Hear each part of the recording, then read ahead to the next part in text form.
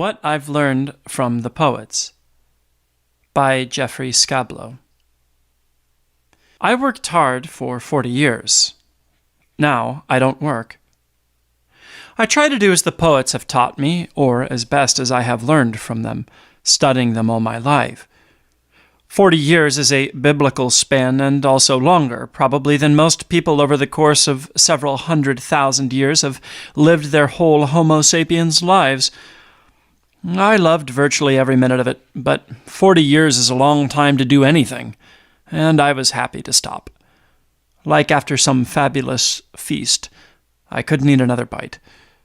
I want to lay down on the couch, maybe take a little walk to aid the digestion, or just to walk. Now, my job is not to work, but I hope to retire from this job too, and to have no job. Unless that, having no job, were to become my job. The path is long and narrow. Walking is one thing I do. I have always done it, of course, but now I do it in a particular way. I walk every afternoon on one of the several regular routes, or in one or another unknown or barely known part of town. The first thing I learned from the poets is that anything and everything can be a poem, so pay attention. Any object, any occurrence or non-occurrence, any person, any moment, any notion, anything. It could be something striking, or it could be something absolutely ordinary, and generally taken entirely for granted, but even so, or perhaps especially so. Walking is tuned to this receptive, contemplative frequency, and many poets recommend it explicitly. In the woods, in the town, the where makes a difference, but the how is what really matters. There are many ways, and they are all good. And reading, of course. Walking and reading, which may be two versions of the same thing. And, of course, poets also recommend sitting, not walking, and not reading. Simply being. The second thing I learned from the poets is that we are all going to die. So, pay attention. Others might teach other things in the face of death, but this, at least in part, is what the poets teach. Despair, for instance, would teach, what is the point? Love what it is possible to love. See and hear and appreciate whatever you can, wherever you happen to be. Make the most of whatever you find around you, even if making the most might mean contemplating it in stillness, or even perhaps writing a poem about it, because we are all going to die. Pay attention while we're here. Sounds easy, but apparently is among the hardest of all to do. The poets remind me not to give up on it. Mostly what I do is read, which of course I've been doing all my life, though only now am I starting to wonder what reading is.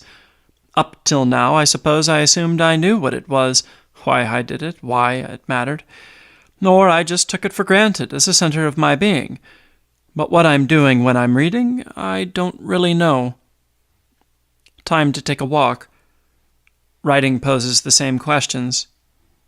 One thing at a time. Walk. The first thing I noticed was the silence in my head, like a fluorescent hum or buzz had suddenly disappeared, and only then I noticed that I'd been hearing it. It was the sound of my planning mind, what I had to do this summer before the fall came around, because by then I'd have to be doing other things, so that by winter I'd be able to finish those and move on to still others. All that was suddenly gone. I was surprised by how quickly it vanished. I could hear myself think, rather than listening to myself, mainly attending to what needed attending to, because suddenly what needed attending to was precious little. But certain impulses, of course, have remained. I find I have structured my time far more rigidly than when I was working. I'm sure in part an attempt to replace the orders of my schedule working all those years with a new order, in spite of, or I expect, because of the sudden freedom to fashion some other to me unimaginable relation to time. The pleasure I find in the regularities of this new arrangement is surprising to me, but apparently irresistible. After breakfast, first the newspaper and crossword puzzle, plus 2 other word games I enjoy in the paper, to remind myself and my body, I suppose, that I am not in fact in any hurry to do anything else in particular. Then, in order, some time with my notebooks, some exercises and stretches, a bit of computer time, and the morning's poetry. For several months now, reading slowly through 3 volumes at a time each morning, a slim volume by one poet, a large selection or collection by another, and then always some Ammons. Later in the day there's lunch, a long walk, a nap, and Turkish coffee, though not always in that order. I'm not mad. When I worked, I had a schedule, of course, but every day was different and full of improvisation. Now that I'm retired, my days are entirely, or almost entirely, identical. For instance, usually in the middle of the crossword puzzle and my second cup of coffee, I have a bowel movement. But not always then. I don't rush it. I let things happen, and they happen slowly, taking their time. This, too, the poets teach me. But I seek this sense of order, no doubt a habit, perhaps a crutch.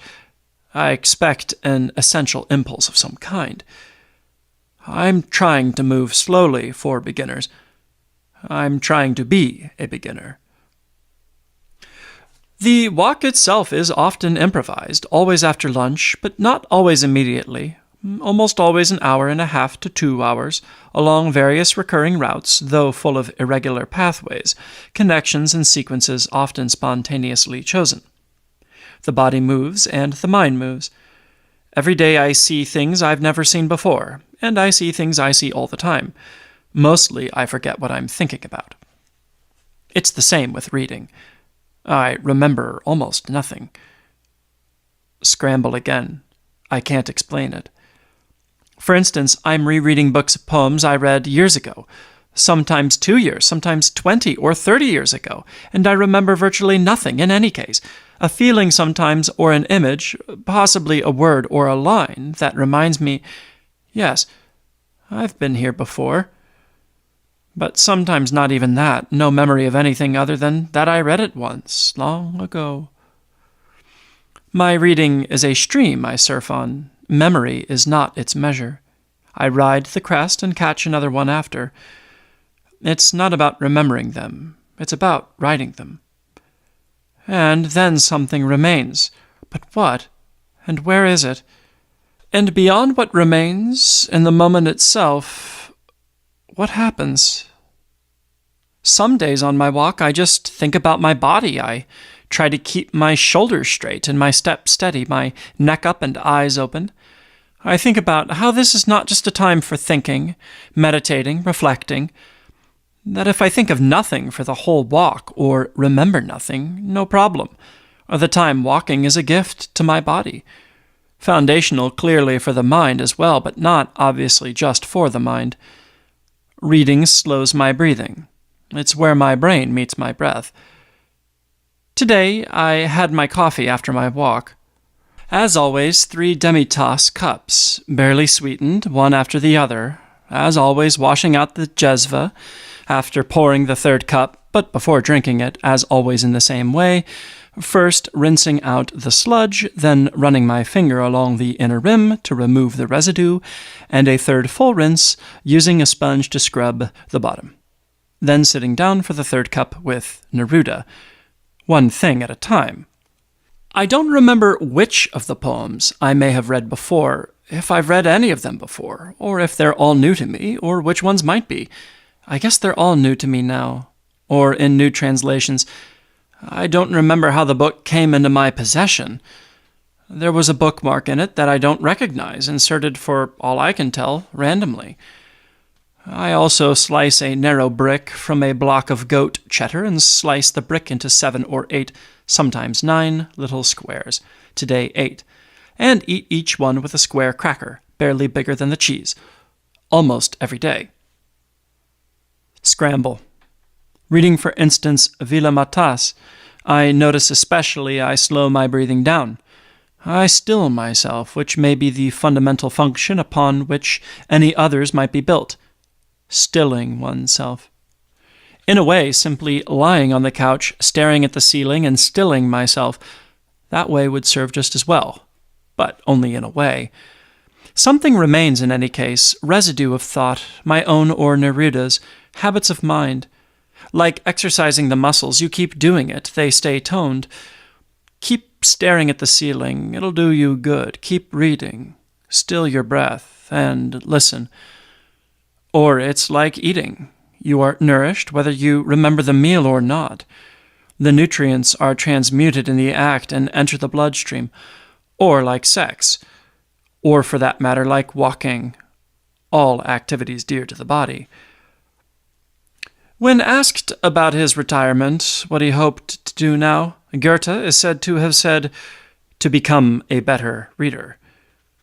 So it's not about the information as much as a way of the mind's being, of sustained presence, occupying time, like the word game in the paper, where you make as many words as you can out of the letters of some longer word that they provide every day.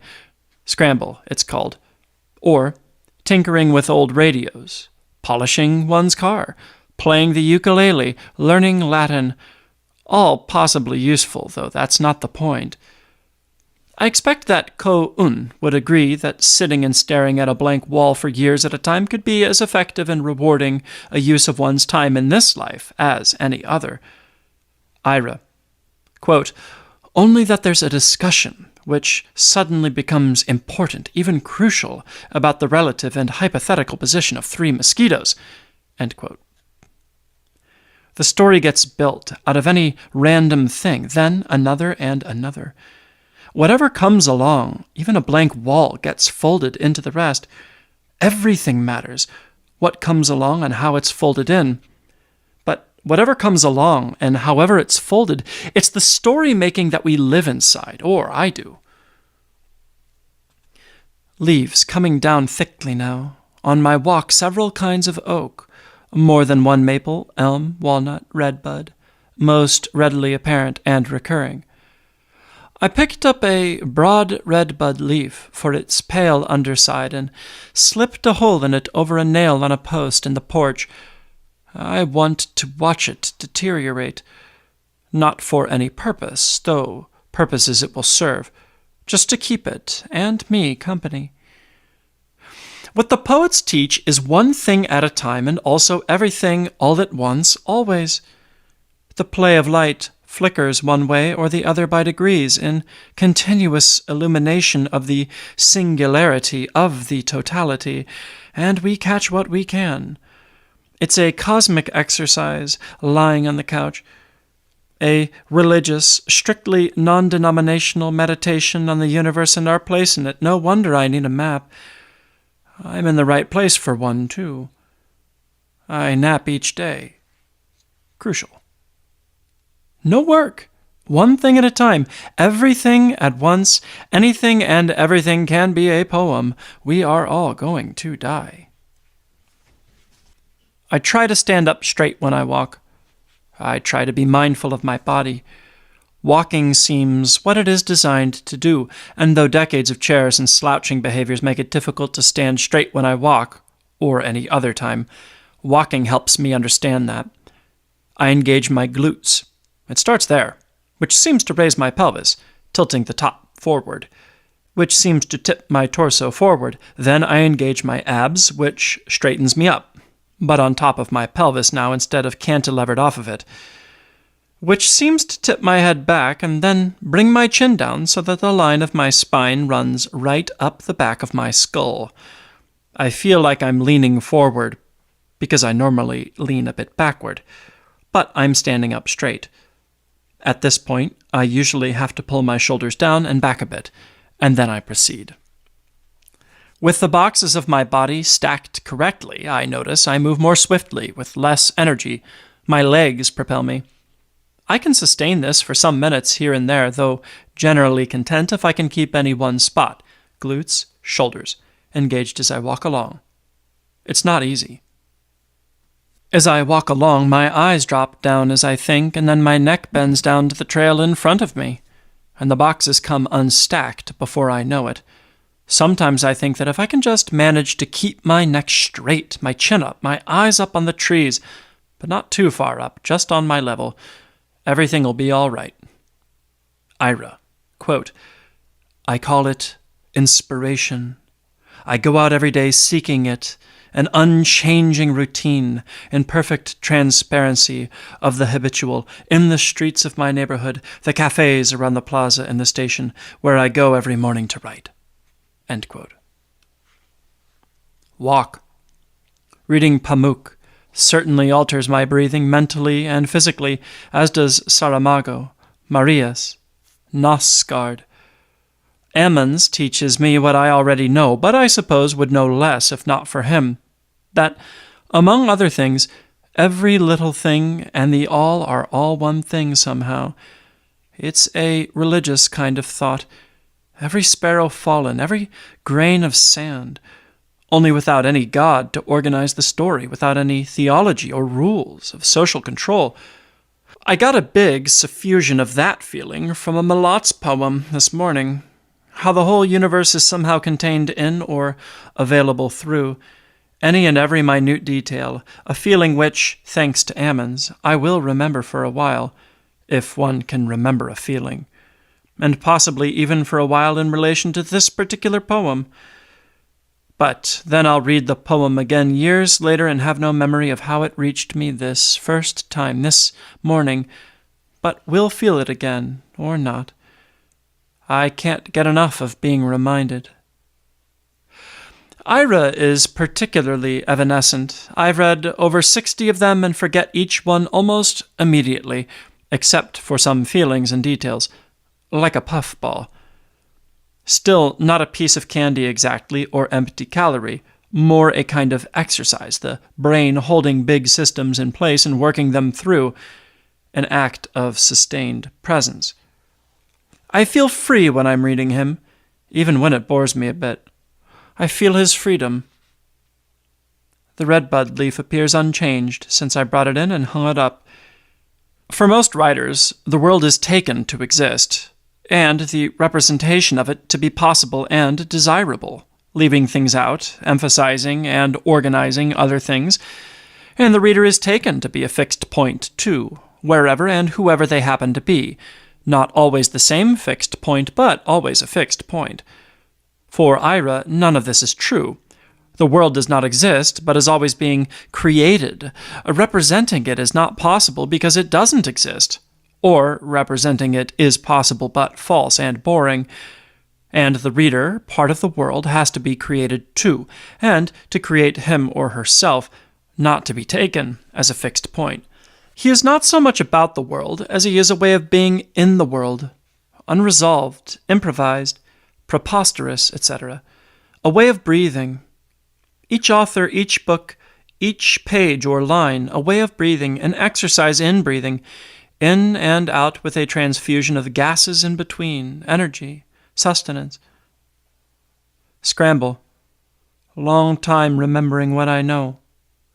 Hard to describe. I brought home a stick that reminds me of a creature that does not exist, placed it on the little shelf below the redbud leaf. I don't want to force anything. Another thing the poets teach, let it come to you. Be still and let it come to you. Also, gather ye rosebuds. I've brought home another leaf and 2 rocks. I don't know what kind of tree the leaf comes from or why I would want to know. The 2 rocks don't ask to have names for some reason. One has a stripe, one I mistook for a mushroom. I'm walking as much as I can, stretching my capacities, enjoying myself in the spaces around me, familiar and unnoticed. In some cases at once both familiar, in some ambient sense, and unnoticed. The basic dynamic. I go somewhere and then I come back, walking or reading. Of course, earlier sitting outside sacred, I have to continuously remind myself just to sit there and watch Main Street go by. Not get up, not take out my phone, not take out my little notebook and make some notes about what I'm seeing or about sitting there doing nothing. Nap time. I've always thought that one central lesson the poets teach has to do with alienation and transcendence, and then the return, transformed or not, from that transcendence. Less alienated is the idea. So, the central tasks: recognizing alienation, affirming transcendence, navigating return. I'm sure they orient me to myself and to the world around me in this way, among others I'm unaware or unconscious of, in part due less to what they say and have said than to how they say it. Singing. Start with nothing, they say. Assume nothing, presume nothing. Proceed. Once you start, something comes, they say, but also, you don't have to start until you have to start. One thing at a time, and everything at once. I don't need the poets to teach me that one thing at a time is a difficult discipline in itself, although they do teach me that, and I do need to learn it over and over again. Today, making my Turkish coffee, I almost knocked over the jezva, reaching to move the tea kettle out of the way. It wasn't really in the way. My arm brushed the tip of the handle, but knocked nothing over. I said a little prayer to my sugar bowl sitting right there, because every time I take its lid off to start my concoction, I remember the time it slipped off and fell and cracked in 3 pieces, glued together now to remind me not to hold the sugar bowl in my hand with lid in place, placing it back on the counter, while with my other hand and eyes moving a dirty pot from the stove top to the sink.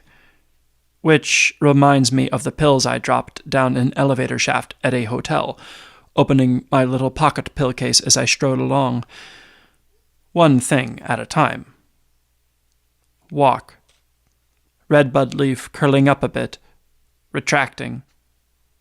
Everything that is, it seems, comes into form and holds form for as long as its form and conditions around it allow, and then the form loosens somehow and dissolves.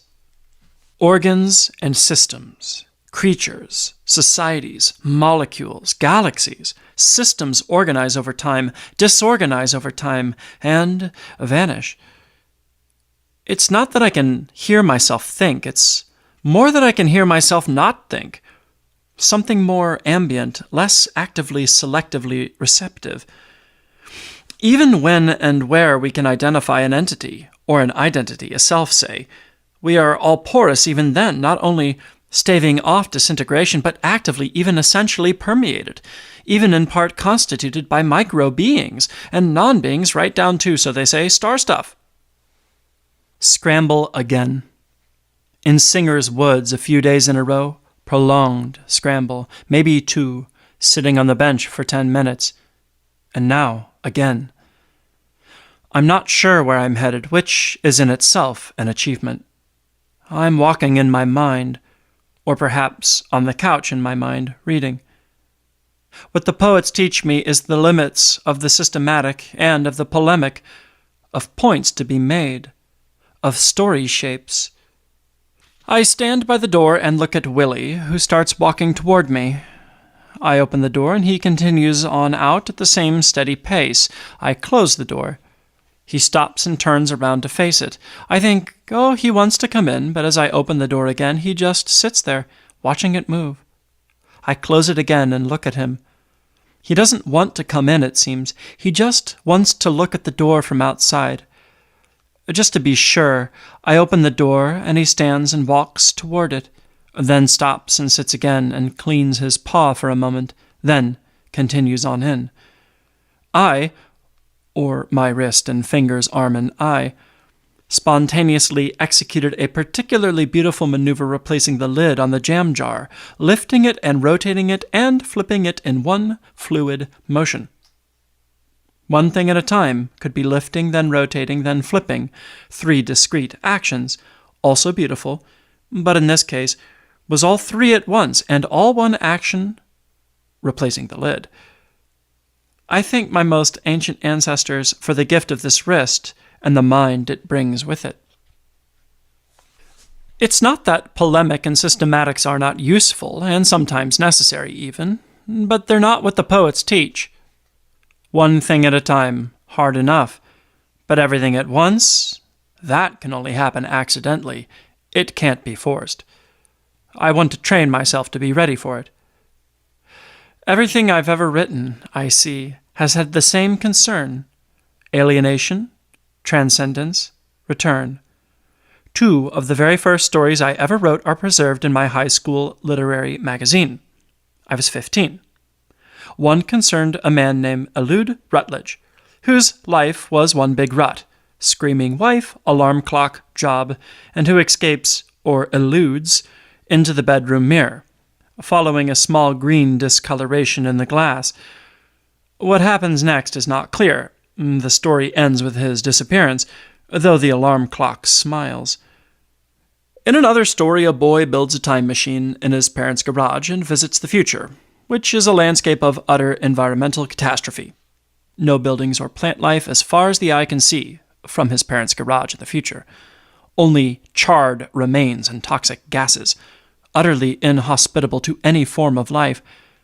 He returns to the present and tries to convince his parents to do something, growing increasingly agitated in the face of their dismissal of his concerns, and ending up institutionalized for treatment of his so-called mental illness. Fled is that music. Do I wake or sleep? Today I'm concentrating on my neck, which it turns out means I'm also concentrating on my eyes. It's hard to hold them steady ahead, and then I notice that my pelvis is not exactly positioned steadily ahead either. I can hold my shoulders straight, neck up, eyes ahead, and note my pelvis slightly twisted to the left with each step, and straightening it requires an effort not easy to sustain. The poets teach you can't start over again, though the poem itself is started over and over. In the writing and in the reading, move forward. Red bud leaf a bit leathery, but still pliable. So, where am I going out to? Here, and where am I coming back to? I don't have to be entertained reading. I don't mind so much being bored or baffled. Baffled better than bored, but sometimes bored is interesting too in its own way. Of course, better still being engaged or excited. But some books I violently reject. Can't finish, can barely start, can't even keep in the house. When I'm reading or walking, I don't need to be doing anything else. When I engage with poetry, when I read it or write it or attend to the world around me in some spirit of receptivity that the reading or writing of poetry seems to cultivate in me, I am not doing anything else. I am not being productive, instrumental, or manipulative in any sense in my relations with the world around me. I am not, for instance, doing politics, except in the sense in which doing anything or nothing is political. What the poets teach me is a way to be, other than all those other more common ways to be, to engage the world, a way, hard to name other than poetry, that makes a different compact with the world around me, something in a way imbibed or inhaled, inspired, more than defined and put to use. A way of being present to the world as it might be without regard to my presence in it, the world as it is beyond me. Something extraordinary happened to me today. I thought I had a leaf or something stuck to the bottom of my shoe. I heard it scrape with each step. I stopped, and the sound stopped. But I looked and saw no leaf or anything else, resumed walking. The sound resuming, stopped again, the sound stopping, no leaf again on either shoe. Walked on puzzling, hearing no sound, which puzzled me more. Then suddenly, a quick run of that same sound, no longer in sync with my own steps, a squirrel racing through the dry leaves. I notice, walking, that there is more green space than I normally recognize in yards and irregularly shaped lots and roadside ravines and in-between areas, places where the eye can get lost.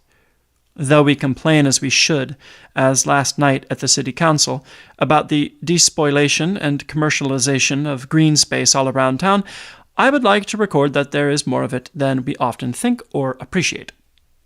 The poets have taught me, I have learned from them, that it is, life is, all a story. All we can do or say or think, is a story we tell ourselves and each other, and also that there is something, the world, beyond all the stories. As if my aim were that, instead of writing the world were to write me, and then I could read myself as the world writes me. A story can be beautiful or not, believable or revealing or disturbing or helpful or not. A story can be judged and a story can be changed. The world can only be beautiful and disturbing. Redbud leaf unchanged. Water. Flowing. I suppose the real trick would be to be here and beyond at the same time. One thing at a time and everything at once. Ira, quote, "If he were asked why he wanted to have free time, if there was nothing he wanted to do with it, he could have responded that if he was doing something with it, then it wouldn't be free time." End quote. In Ira, everything is writing. A painter, or a Roman general, or a beggar, or a bee may stand in for the writer, and the project of painting, or waging imperial war, or begging, or being a bee for the act of writing, among countless iterations of his 100 books, not always so obvious, sometimes 2 clowns in a stupid circus act, or a mythological being, or an inanimate object. And not only at that level, but at every level, the riverside the painter retires to, and his life there, the movement of the water itself, the house he designs and the rocks he collects, the animals that visit, the moon, and the rays of the moon, all of these figure as images or metaphors of the writer or writing. Everything that occurs in each of his books functions in this way, like a fractal universe of writing representing itself. So writing and writer slide back and forth. The painter becomes writing itself, and the river, the writer. Both forms shimmer across the surface. Banging on an enormous hollow log with a branch I need both hands to lift every couple of days now. Loud, long sound, I lift my head to the sky. I'm coming back or I am going out. I walk along, thinking of almost anything. I peel the mandarin and put the peel in my pocket. Already these are marvels. I hold half of the fruit in my right hand with pinky and ring finger, bracing it against the heel of my thumb, and I use my thumb and index and middle fingers to peel off segments of the other half held in my other hand. I thank my most ancient ancestors. The poets teach me not to be afraid of anyone. A man's a man for a' that. I learned that from my dad, who might have only read a handful of poems ever, but poets tell me that he was right, and they deepen the lesson. The poets teach me, keep going. You're not done. Nothing ever ends. They teach me to love people. That's a given. That singing is better than writing, and that writing that sings is best. They teach me, sing. To play, though they work infinitely hard perfecting their play, work that always aspires to the condition of play. They teach me that the hours of folly can be measured by the clock, but of wisdom no clock can measure. Also, that if the fool were to persist in his folly, he would become wise. That when people long to go on pilgrimages, they tell stories, and the stories are fluid entities, beautiful as they dissolve, beautiful because they dissolve. The poets have known this forever. We know it too. The poets teach us to reflect on it daily and to sing. It's not a new story, but that's why it matters. They teach me that April is the cruelest month, if you feel that way. That art is everything that is not only nature. Everything we do, everything we make or shape or change, a cornfield, a spoon, a document of any kind. That art can be beautiful or not, and that beauty is manifold, is infinite-fold, and worth a lifetime's devotion. That this is a difficult discipline. A lot of history, a lot of psychology, that I am one in a long line and endless web of relation to everyone that lives and everybody that has ever or will ever live. And what does it mean to live the truth of that? Are these small things to know? What do they mean? Trying to decompress, That's probably the precise word from my 40 years' toil and instruction, trying to keep what best they teach and leave the rest behind. I suppose this is my new job. I read a poem, I love it. I walk on my way. Men driving big trucks, delivering rock to fill trenches dug by men to remove and replace heavy pipes for water and sewage management, entities and fluids, being and nothingness, but on the way to nothingness, fluid entities. To recognize that, to know where I am. The eye sees only what the eye can see, including what it sees of the invisible. Then the eye, a story from beginning to end, dissolves. Attend, relish, sing. It's the oldest, really the only true story. They teach me that the known and the unknown do not tell the whole story. Even what we know we have to imagine into being. This too we all know. The poets teach me to more than know it, to do it, if I can. They teach me not to be fooled by what I think I know. Hard to do, harder to keep doing. I have to keep working on my body. That's another thing they teach me. Adjusting my head's poise atop my spine, chin up, but not too far up. Go slow. Do not forget about the leave. Forget about the leave. They teach me, keep reading, especially poetry. They teach me what I already know. It is impossible to say what the poets have taught me. They teach me that too. They teach me not to do anything with what I read, not even to remember it, just to read it. Tomorrow I will be on the couch. Ira, quote, "An incomplete work is not an aesthetic error, as people without artistic sense believe. This must be due to the bourgeoisie impulse to receive satisfaction when one has paid for something. Certainly if one buys a chair that lacks a leg, one has a right to complain. But in nature it's the reverse, and a work of art that never ends is always better than a completed one." End quote. The leaf remains.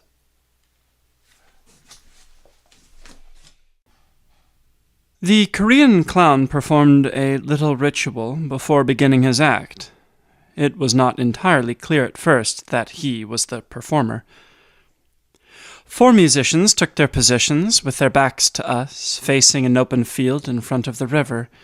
3 men wearing traditional celestial blue gowns and black Korean gats, a high cylinder on top of a wide brim, and 1 woman in white, bareheaded, sitting with their instruments.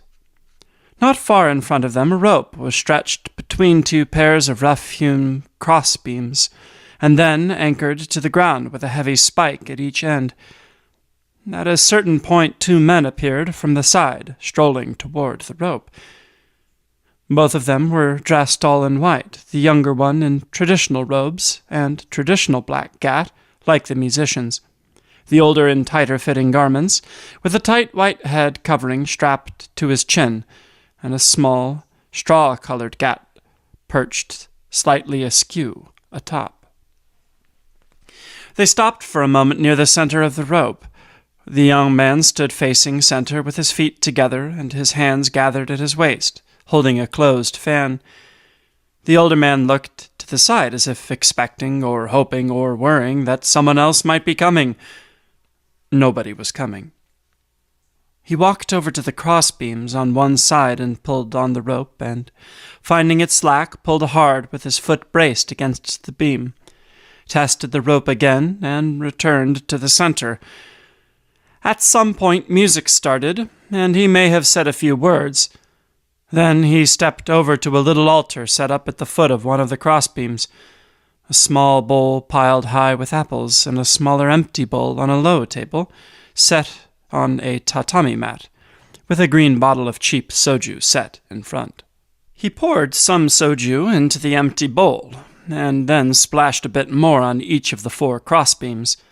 He missed one of them and went back to get it right before moving on to the next. He may have been speaking a bit, or muttering, or silent. Then he moved back to the middle and began, or resumed saying presumably silly things, though nobody was laughing very much. He raised 2 fingers to emphasize a point, or as if making a pledge, and he had a quiet mischief in his eyes. 2 sprigs of wild ginger sprouted from his too small hat. A light drizzle was falling. He walked over to the rope again, all the way over to the big spike. He slipped off slippers I hadn't quite noticed he was wearing, and he rubbed the bottoms of his feet, white socks, with his hands, then stepped on to the rope. Did he take a second step? He did not like the feel. He stepped back down, slipped on his slippers, tightening the rope, and said nothing. His assistant stood center stage behind the rope, wholly composed, yet conveying anxiety. A woman came to hold an umbrella over the violinist and her instrument, squatting behind her, holding her phone up in her free hand to film the man at the rope. He slipped off his slippers again, rubbed his feet, the bottom of his white socks, stepped on the rope, took a second step, and a third, fourth, fifth, until he reached the crossbeams where he paused. Then he stepped out onto the central stretch, and as he stepped, he spread, suddenly, a large red fan in his right hand, which he held above his head like a backdrop to his hat, parallel to the rope. He walked forward and stopped in the middle, stood there a moment, then walked backwards the way he had come and over the crossbeams, down the rope to the stake in his slippers, which he slipped back on again. He came to the center, bowed to us, looked off to the side, then walked off in that direction without looking back. His assistant stood back and to the side, bowing when he did, but more mildly, and followed him off. There was applause, but not much or for long. It was as if the clown were understood to be an interlude, background noise in the transition from one spectacle to the next, some of which involved horses or laser light shows, a way to fill up some space and time to lightly occupy someone's attention in between matters of more consequence. I wish I had a ritual, I thought. Or maybe I do, and don't know what it is, don't know what rituals I do perform in all my foolishness. All of us, I would imagine, travel in that same or similar boats. Our performance, too, is born of a seemingly random entrance, though attended by celestial music. Our hat also may betray pretensions to identities that are askew from realistic expectations and too small to be convincing, and we, too, have help, but are essentially on our own. We, too, venture onto a chord that stretches above nothing, and we use what we can to keep ourselves from falling. We go forward, stop, then back the way we came, and we're gone. Recognized somewhat, and then, it would seem, forgotten. An interlude of little consequence. Perhaps a curiosity and bit of entertainment, background noise, and then nothing. We, too, place ourselves in a position of some peril, balanced insecurely above an abyss. We are to do this before the eyes of others, for others, but also for ourselves. The line between is hard to find. We are responsible for our own safety. We want to make sure the chord we are about to venture out on is secure. We do what we can to make it so. We may say stuff of little consequence, but we may make pledges too, and perhaps these pledges are kept. We may also produce and sustain a backdrop to our hats, which may also be crucial in maintaining our balance. And we are cautious. We hesitate before the next step, however necessary, scripted, or understood, to follow. It must be so, or else we'd fall. Even when the chord is not tremendously high, the stakes are considerable. Whatever rituals I may have inherited and developed as best I could to deal with these existential conditions, I would like to believe that others, more purposefully and deliberatively, might be more effective still, or at least more satisfying in some way, might bring me in touch with the nature of those conditions in ways that foster comprehension and compassion and comfort for me, and that touch, too, on how we connect with each other and with the universe. It seems it's not too much to ask. The clown can do it. Perhaps then I am being asked to be a clown, to seek my wisdom there, or at least my ritual, to seek my discipline in that calling, take my vows in that order. I can't walk on a rope, but I can find something like that, something I can do, but can fail at, too, in front of others with risk of possible real harm to myself. Other than simply living, I mean, which is also something I can do, but can fail at, too, in front of others, with risk of real harm. But something more clearly visible, an image of that enterprise, not the life we are immersed in, but a metaphor for it, and something that brings delight. The clown's work is always to bring delight. And then I will need to devise my ritual to perform to bless the space of that action, that risk, and it must be real. The ritual, like the risk, must be real. The devising is the problem, or one of several. The Korean clown doesn't devise his ritual, he inherits it, and enacts it, and is understood instantly, even prior to performing it, by his audience as soon as they see the little altar and the bottle of soju, if not before, as soon as they see the rope or on their way down to the festival. I don't have that luxury. What would my audience understand as a ritual that I myself could sincerely perform? What ritual in expectation and performance could we share? A devised ritual is a prosthetic ritual, a replacement for something that isn't there. Or maybe that shared ritual does exist, and I just don't recognize it yet, as if I still need to discover a part of my own body. But first, what act to perform? What risk to undertake? I walk down Main Street, seeking inspiration, suggestion, connection, impulse. I reappear. While everything appears to be different, in fact, nothing much has really changed. I walked down Main Street every day for a month without noticing anything in particular. It was hot, sunny, humid. There weren't many people out, except in their cars. I wore a baseball cap and sunglasses. I tried different kinds of shoes. I enjoyed the walk almost every time. It only very rarely felt like a chore. Still, whatever. It was all too familiar. To pay fresh attention seemed forced, a false way of being there, or I should say, here. But not paying fresh attention, I might as well have been going to the gym. One time I walked down and back on 2nd Street instead, another familiar route that somehow suddenly struck me this time as a kind of bucolic paradise. 2nd Street is parallel to Main and only a block away, but I was amazed, on 2nd, at how dim the sound of cars and trucks on Main sounded as they whizzed by. Their wheels on the pavement and their engines were only a distant hum, hardly worth noticing. Birds chirping nearby were louder.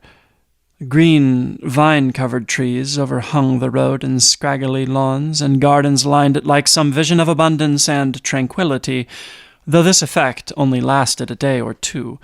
Then I went back to Main Street, and then I stopped. I thought, maybe what I was seeking could only really be sought or found in private, although a public act in the end.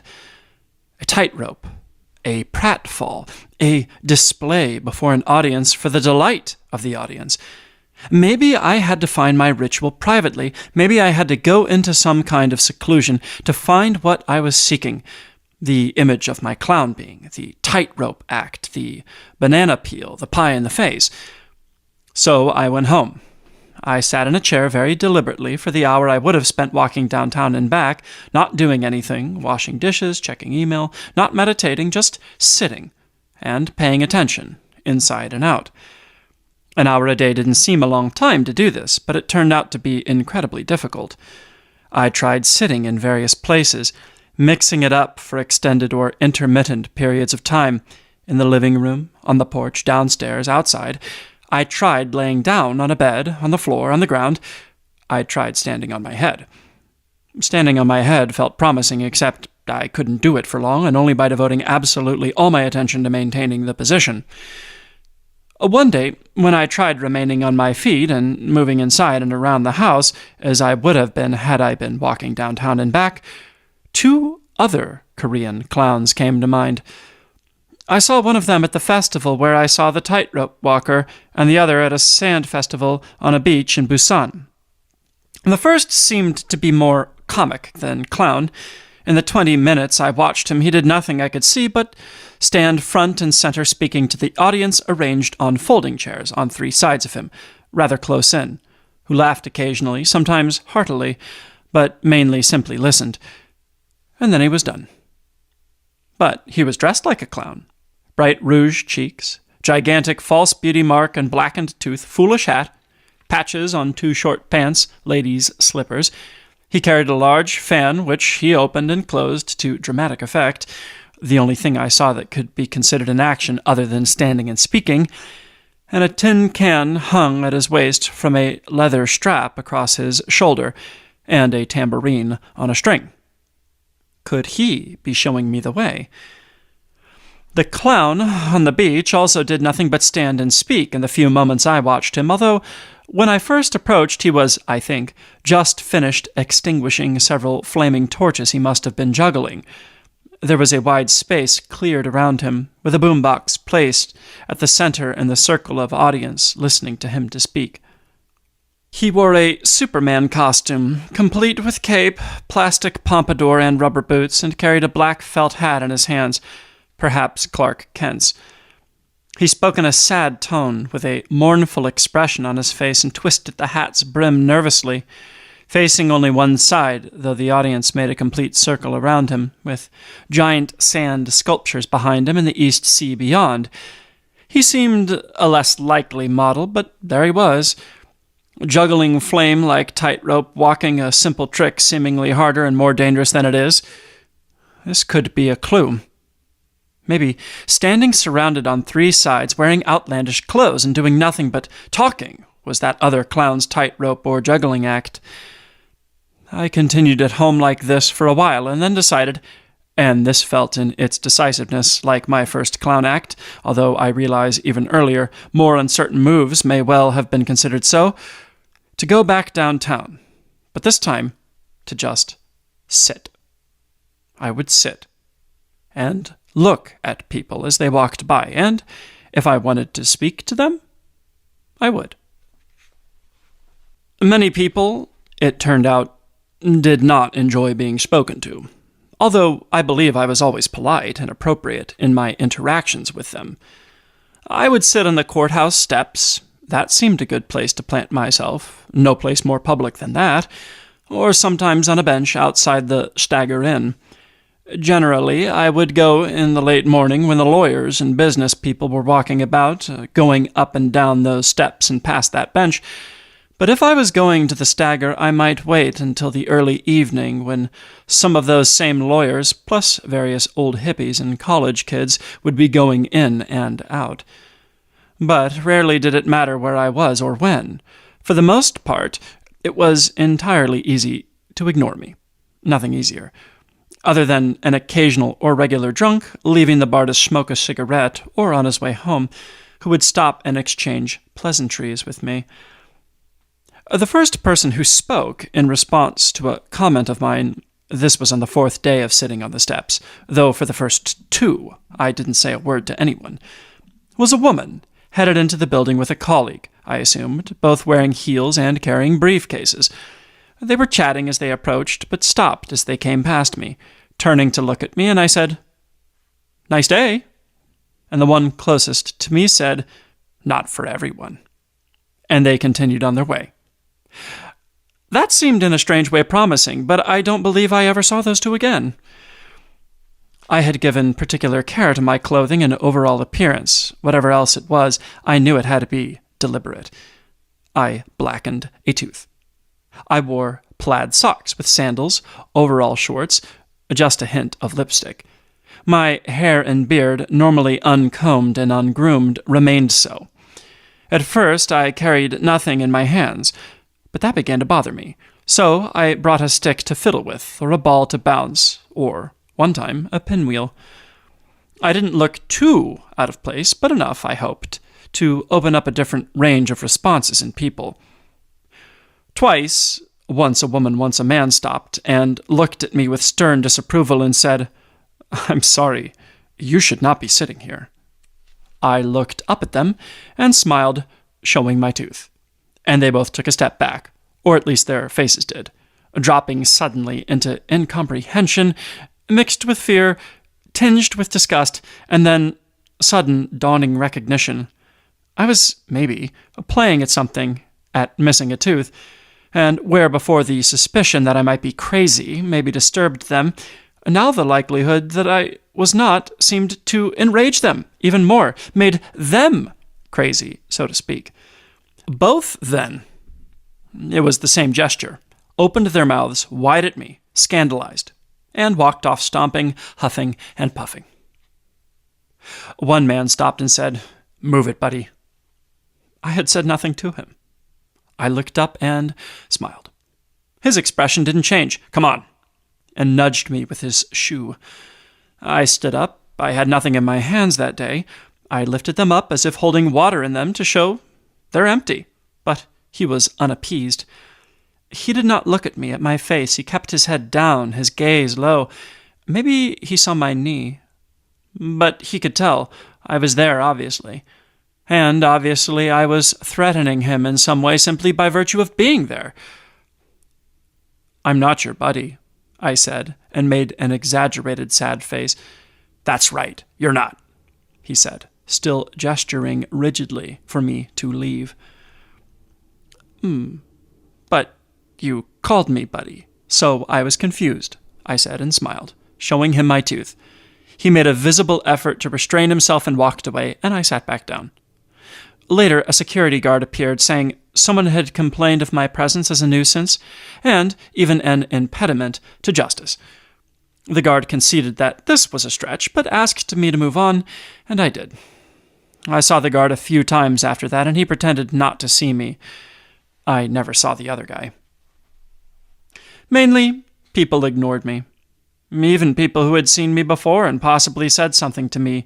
"You shouldn't block the stairs," was mainly what I heard. When they walked by again later even, they seemed to ignore me, mainly. Some people, of course, took pleasure in my being there. The occasional child, certainly. The occasional adult, pointing, smiling, laughing. "Where's the circus?" one man asked, laughing, walking up the stairs, not waiting for an answer. Good question, I thought to myself.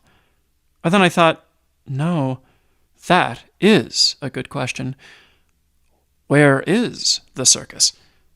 It's not on the courthouse steps, outside the bar, or anywhere else downtown. A blackened tooth creates space, a touch of lipstick too, but not a space anyone is prepared to enter any time downtown. How can I not have seen this? The tightrope walker and his audience met at the festival. Not only do I need an audience and a ritual and a performance, I also need a festival. Or at least a space in which my performance is expected, indeed, even taken for granted. A space. An expectation, that's what I needed. I had understood about the space, that's why I started walking downtown in the first place, but I hadn't recognized the role of expectation in shaping the space. The black tooth, the lipstick, the pinwheel, all this created a kind of space around me, sure, but it didn't extend very far, and people, evidently, were sometimes still startled to come upon me. It was all too sudden. There wasn't space enough for their expectation to take hold, let alone to simmer or savor. Not like the tightrope walker whose audience could afford to take him for granted. He was exactly where he was supposed to be, doing what he was supposed to be doing. I wanted to be like him, a clown, performing an action blessed by a ritual for the delight of an audience, and I needed to be in a space, part of the delight, where I was expected to be, doing the kinds of things I might be expected to do. I didn't want to startle or frighten anyone, even if I was happy to play with being afraid or sad or enraged for moments at a time. But I had no such space available to me. I was expected nowhere. Even when I considered where, more broadly a question of when, familiar places at unfamiliar times, there was nowhere I could go and be expected to perform my action, which I had yet to discover, in the natural way of the clowns with the fans or flaming torches. There was home, of course, and work, and these spaces involved expected actions you might, or might not, say were intended for the delight of an audience, but those spaces, actions, and delights were not the same, were more complex and meaningful. I was seeking something simple, and in some way meaningless, or only playing with meaning, something with no use but delight. Just like the ritual I have yet to devise for the action I had yet to conceive, I would have to create the space of expectation too, where people would come to be delighted, not startled or annoyed. And this I knew would mean appropriating some other space normally given over to other purposes. This part at least was perfectly normal. Not every day at the beach is a sand festival. The big top comes and goes.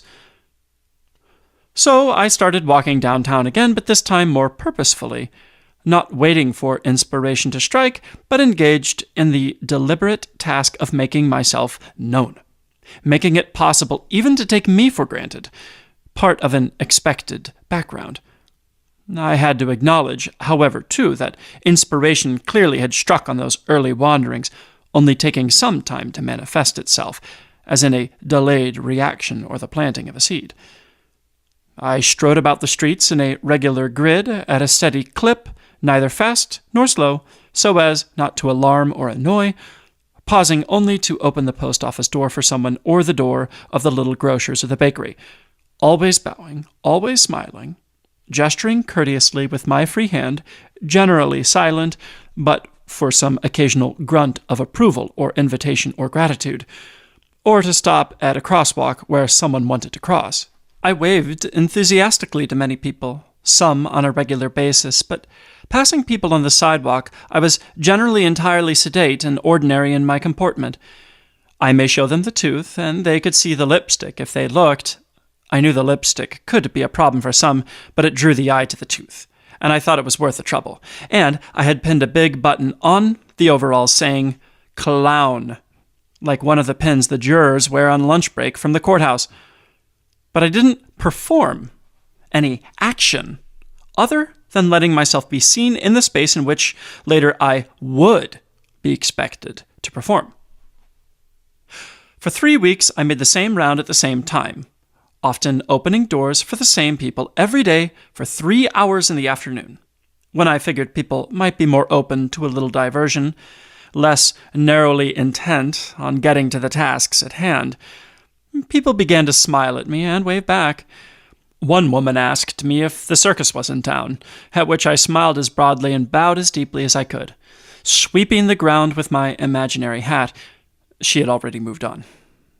Kids asked me if I knew any tricks, to which I shrugged my shoulders and looked sad or happy. An old man leaving the post office stopped and looked at me, then walked off laughing, shaking his head, stooped over shuffling along. I could tell that I was creating my space of expectation, but I could also tell that it was going to take more than a little while, and I didn't know what I was going to be doing there. I also realized that if I waited too long, the expectation would wear off, and any action I might perform could again startle or disturb. What I had to do was create the space for my action, and the expectation of an action, and then perform it. But for the whole situation deflated and collapsed.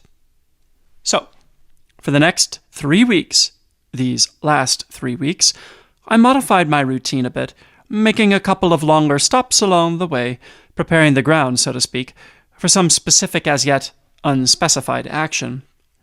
I stopped under the trees in the little park next to the library and did little stretching exercises.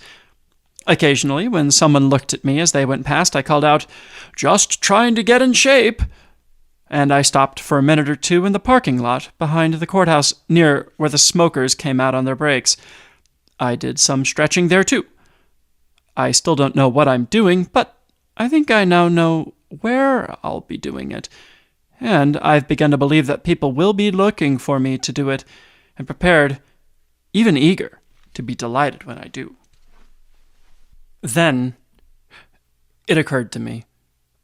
It might not hurt to have a teacher. It might, but it might not, and in either case it might help me to find my way. But to find a clown teacher, that was a whole other problem.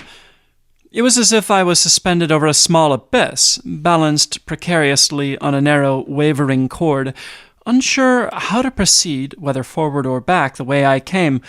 More than unsure, stuck. It would seem incapable of moving either backward or forward. So I made myself an image of this situation. I started walking for a couple of minutes under the trees and in the parking lot along an imaginary line or crack in the asphalt, my arms outstretched as if balancing precariously, my back swaying to stay upright, though I was planted firmly on the ground. I took a deep breath before starting, and when I got stuck, simply hopped to the side and approached the beginning of the line again, or the crack, or some other line or crack if I was feeling frustrated or simply thought a change would do me good. A couple of minutes by the library, a couple of minutes behind the courthouse, a little stretching beforehand and afterward, a little cheer, raising my clasped hands to one side and the other, just once for each, whispering, "Hooray for me!" No one could hear me. Cars went by or stopped at the light by the park and went in or out of the courthouse lot. People strolled by with their dogs or pushing babies. Kids sat by the fountain on the other side of the library. Nobody was paying attention. Even the smokers behind the courthouse weren't close enough to notice I was saying anything. One of them once noticed something just from watching that seemed to offend him. "It's not as easy as it looks," is what he said, stepping toward me, tossing his butt in my direction, as if he thought I was making fun of him and his well-suited friends. But mainly I was simply ignored, perhaps nodded and smiled at, and nothing special. Even when I brought a fat piece of chalk to the parking lot and drew a straight line on the asphalt to try my luck and skill, if anyone paid me any mind, I wasn't much aware of it generally. I felt myself moving oh so slowly, but steadily toward my goal, my desire, my clown's vow. Maybe a fan would help, or a balancing pole, or maybe the problem was more mental than physical, less about balance and more about intention, about what I'm trying to do here, or why this particular chicken is crossing this particular road. Nobody could call it really dangerous. The risks are more metaphysical than anything.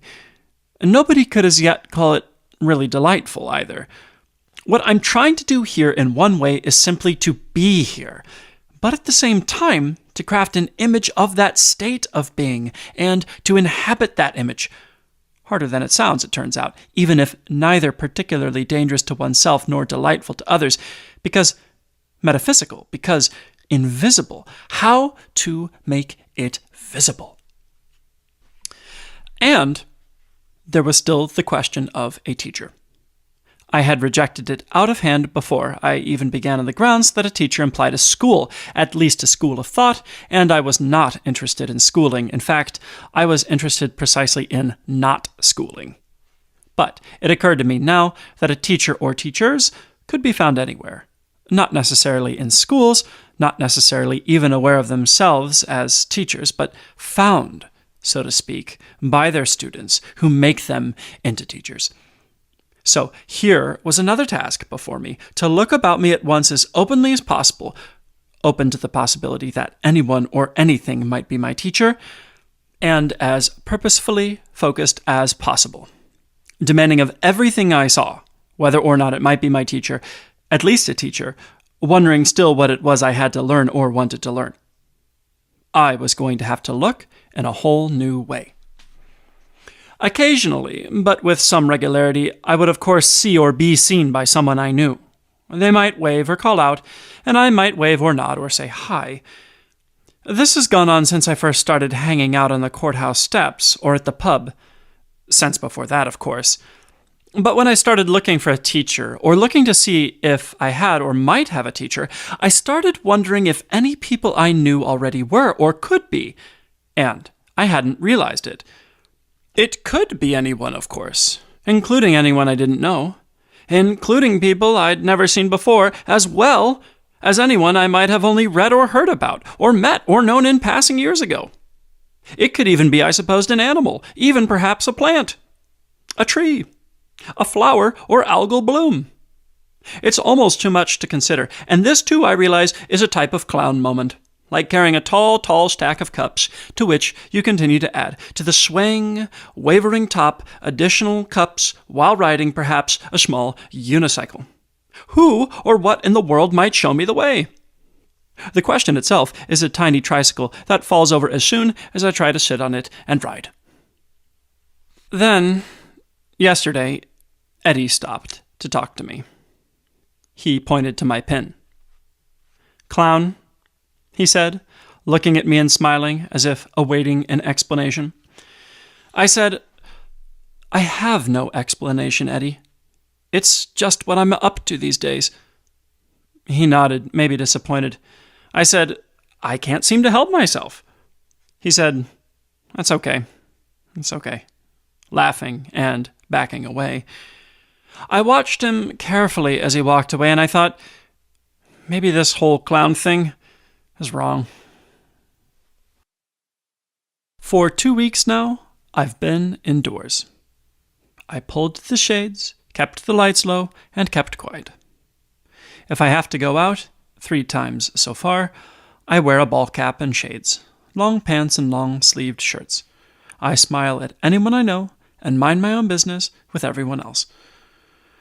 I worry that perhaps I am throwing away all the work I've been doing these recent weeks, trying to establish the spaces I inhabited, the park, the parking lot, as spaces of expectation for my act, if not all the work I've done since I saw the first Korean clown approach his rope. But what could I do? What did I want, anyway? I wanted a ritual that would mark an action of mine that would help me understand my life.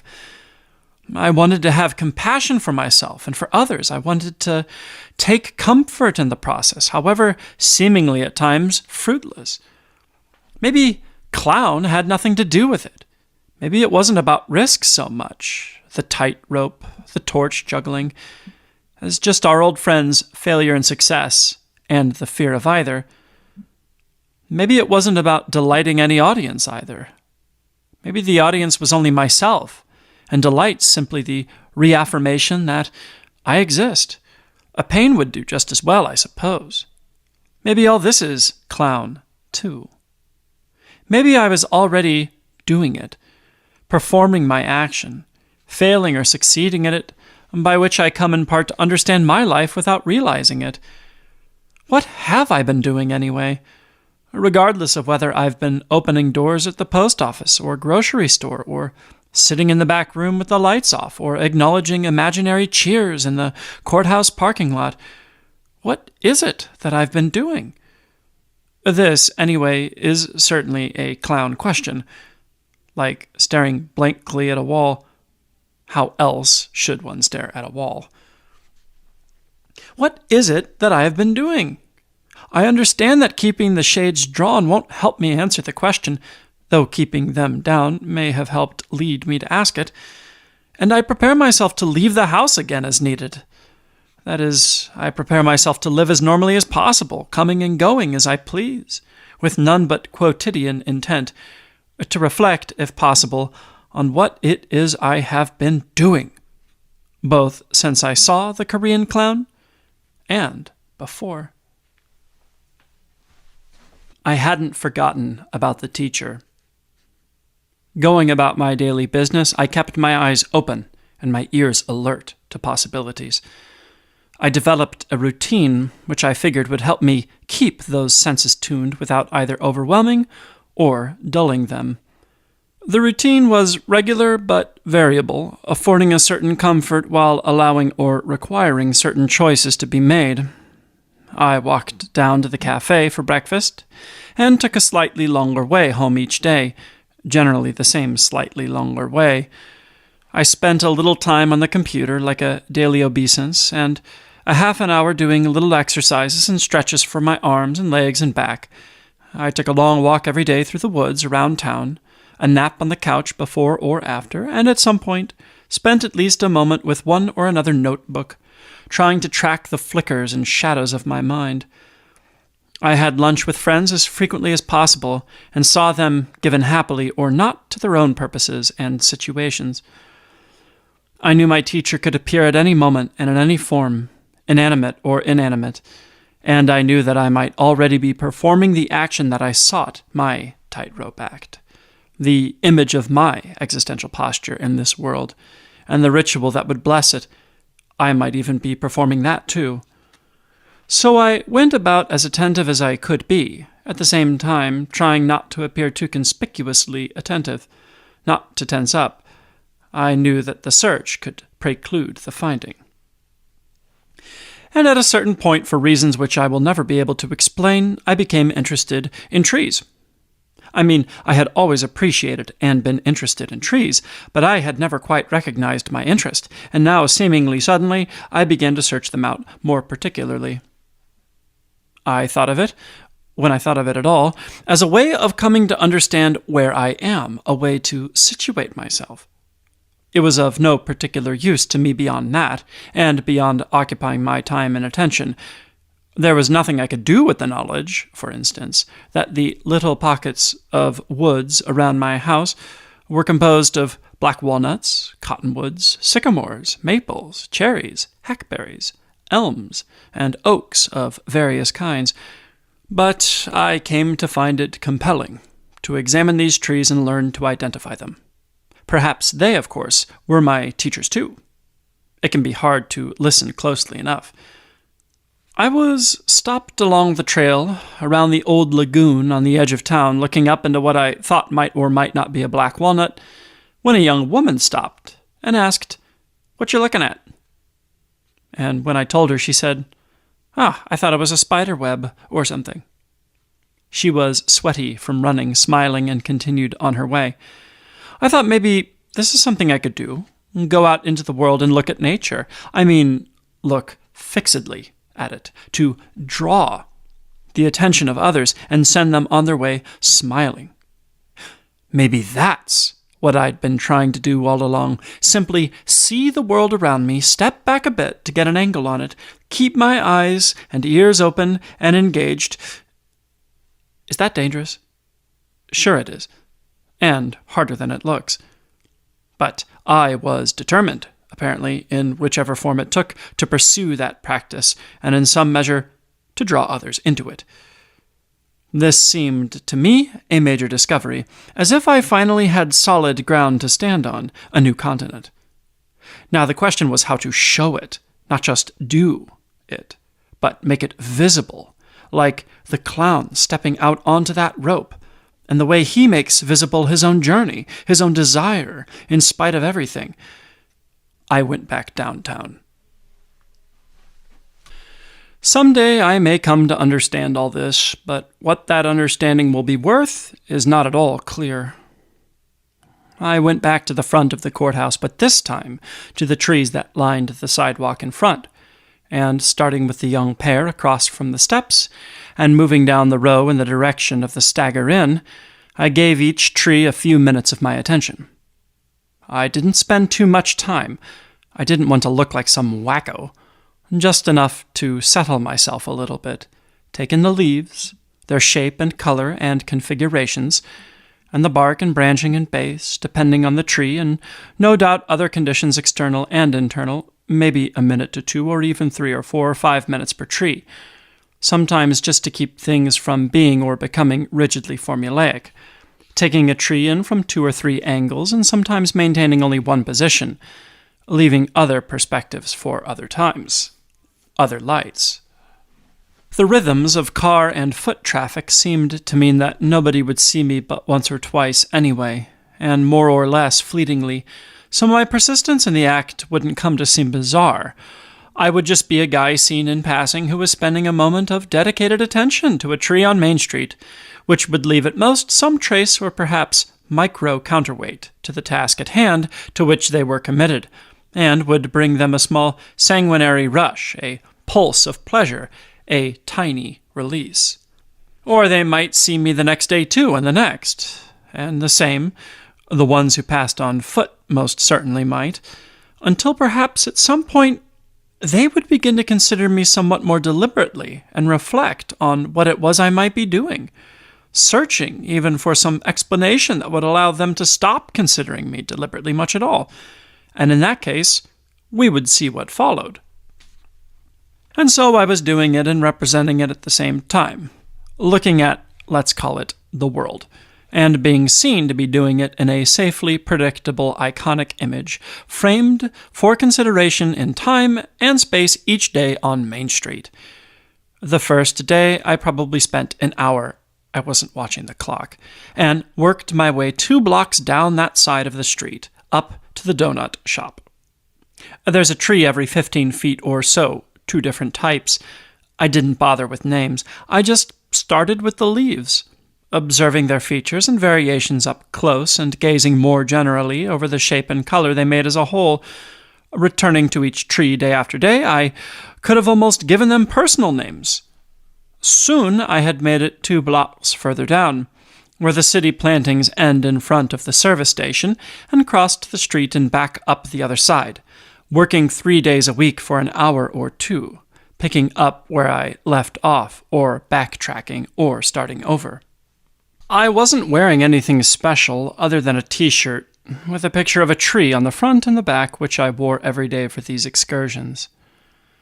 Of course, people talked to me from time to time, friends, acquaintances, strangers.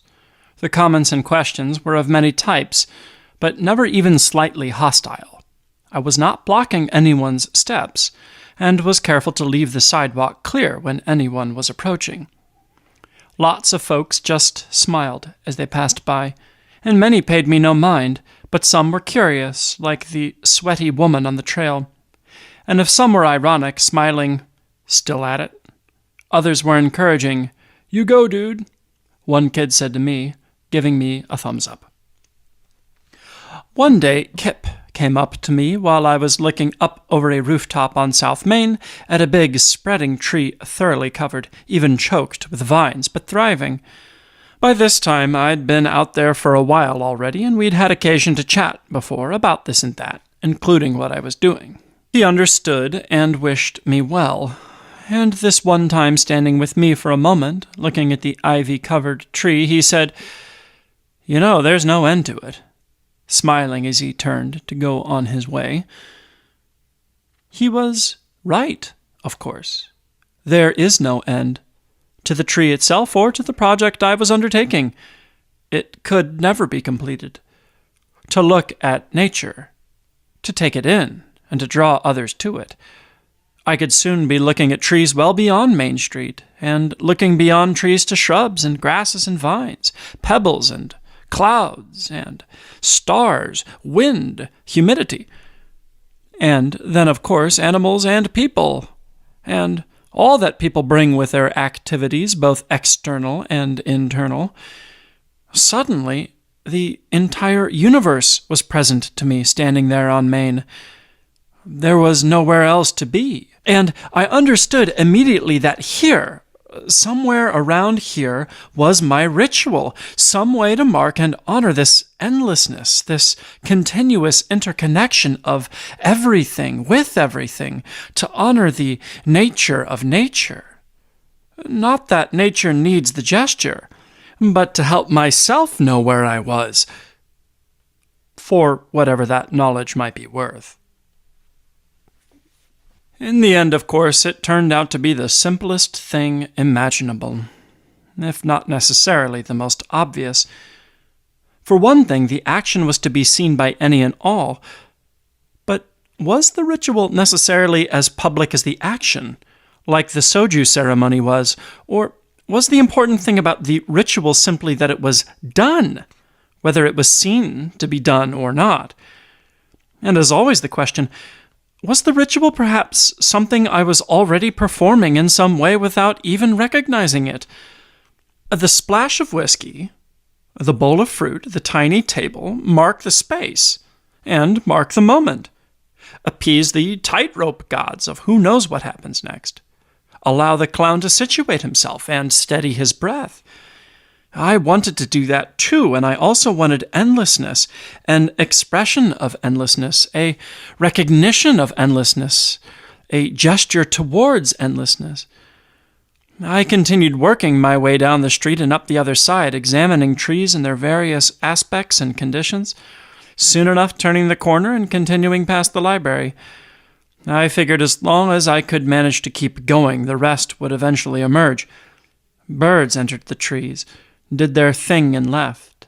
Insects could be seen from time to time flitting about, alighting on a leaf, trekking up the trunk. Clouds passed behind the crowns. At times I let my attention drift with any of these, sometimes following a little cloud. I might appear to be merely strolling down the sidewalk like anyone else. People said hi, or not, or stopped to chat about the trees or the clouds, or a hummingbird moth, I think, I'd never seen before, in broad daylight, feeding on some flowers. From time to time, a friend would come by, and we'd go get lunch or coffee, or just walk around the block together. And all this, too, like the insects and the birds, seemed to me an extension of those trees, which I had begun to think of more as rivers, branching, flowing rivers in both time and space. I didn't let the weather stop me. In the rain, there was even more information, behavior of leaves, tones and textures of bark. And when the leaves dropped still more, in rain or snow or under clear skies, not to mention when the buds began to appear, apparently under development invisibly for some time already, I didn't go every day. I wanted to avoid the temptation of rote, but I didn't let a week go by, and generally went out several times a week at least for a little bit. I wore the t-shirt when I could, even unseen under sweaters and winter coats, and sometimes dispensed with it under such conditions too, carrying it, so to speak, in my mind. I might wear green socks, or a green one and brown one. The rhythms of my breathing had altered long before I became aware of it. I couldn't place when, in some gradual way, of course, beginning with my time in front of the trees and then seeping out into my other interactions and beautiful settings and yet another branch of endlessness, another expression, really, of love and joy. More words to warm the heart of a clown. I loved the trees, and the trees loved me. It seemed to me, whatever they might have said about it, it seemed to me they spoke mighty plainly. They held nothing back. Nobody could have predicted it. I had lived among those large, sometimes enormous creatures all my life, and had paid only the most passing attention. As summer rolled around again and deepened and ripened, I sometimes forgot altogether about the ritual, though something or other was bound to remind me before too long. An ad for whiskey on the side of a truck passing by, a person in uniform or a person in all or mostly white or black, a rope or the image of a rope. Any of these could snap me out of pure tree reverie to remind me of what I was looking for, that gesture that would express and bless the enterprise I was undertaking. The clown splashed his soju. It had to wet the wood. It was meant to do something to the beams that held the rope, and to the moment of ascent. There was something in the soju, but also something in the spilling of the soju, the wasting of it, that seemed essential. Or not wasting, clearly, a precious substance put to precious use, just not the usual. Not wasted, but sacrificed, a gesture of not me, that would redound to him after all, to the success of his venture on the rope. He was at once casual about it and insistent that the gesture be completed successfully, going back to splash the beams when he didn't get it right the first time. A spark of holy fire, a sacrifice, at the same time a small gesture, in essence symbolic, though there is no symbol without effect. A splash, not a smash, soju, not blood. An observance, a recognition of certain realities, for the clown on the rope, that he may fall, for example.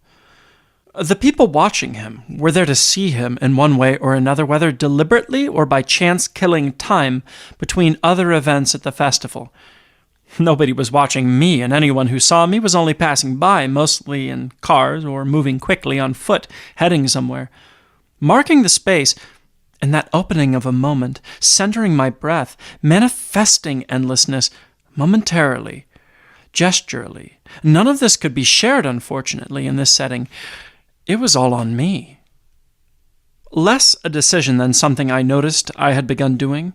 Each time I set out on my observances walking downtown, I would pay particular attention to the drivers in their cars passing by, what little I could see of them. Shadowy figures, mostly when not in flashes through bright glare, fleeting fragments at best. The backs of their heads and shoulders, their faces full on or in profile, or drifting from one view to another, occupied me all the way to the courthouse sometimes. Less a kind of attention and more a kind of trance. I was occupied, a kind of surrender when the gaze goes slightly slack. I could only enter this state once I reached Main Street in the flow of traffic, but it made me consider, too, the space of time from when I left the house until I got there. Why had I never considered it before? 2 blocks down a leafy street and across, an abandoned parking lot was all there was, and generally it was a time to make a kind of inadvertent mental dump, like a dog shaking its coat dry, shedding details of the morning's preoccupations, bills paid, arrangements in progress, stuff to remember. But there were trees there as well, and there was a parking lot and its abandonment, and the map of my action, of my attention, continued to expand until it began sometimes just a few steps from my door at a giant hackberry that loomed over the house. Inside, clearly, there was still something to do. This was evident for the clown as well. It wasn't just the sturdiness of the beam that had to be prepared. What was I doing? Going out 2 or 3 times a week to look at the world for a little bit. I got dressed, pulled on my shoes and hat, made sure I had my glasses. There wasn't much to do in that regard. I stood at the window and looked out. I said some words to myself. It didn't matter what. The clown had to go up on the rope. The audience was waiting. I never had to go out at all. Or I could go out and turn back at any point without performing my public act, as if the clown were to come out standing below the rope and look to the side for some sign or assistance, and not receiving it, stride off again. Virtually unthinkable for him, but for me, no problem. I was free to come and go at will or whim. He was launched over the abyss as soon as he stepped out in front. But maybe I was, too, in spite of how things looked. I stood at the window and silently said some words. Or I stood there without a thought. In any case, I understood in such moments that I was seeking something, wanting something, lacking something. The ritual, for lack of a better word. A gesture that would put me in touch with the conditions of my existence in a way that fostered compassion and comfort and connection with others and with the universe in all its endlessness. And that precisely this lack, or observing this lack, was, in effect, my ritual observance. An impulse more than an idea, a necessary expression of anxiety and desire. I had been performing this little rite since I first saw the Korean clown, seeking and lacking what I already had without knowing it. Nothing new there. What happens now? No splash of bourbon or bend of knee, no sequence of procedural steps. Just a silent, private moment when the eyes widen and the world sharpens, randomly at virtually any moment, but especially, more reliably, when I am about to walk outside, making sure, so to speak, that the rope is taut. It's as if I were assuring myself that there was no net. A gesture, a broad sweep of the arm to the empty space beneath my imaginary tightrope. I am standing on almost nothing, over nothing. Here we go. Bah. Like, subscribe, notification bell, join the herd.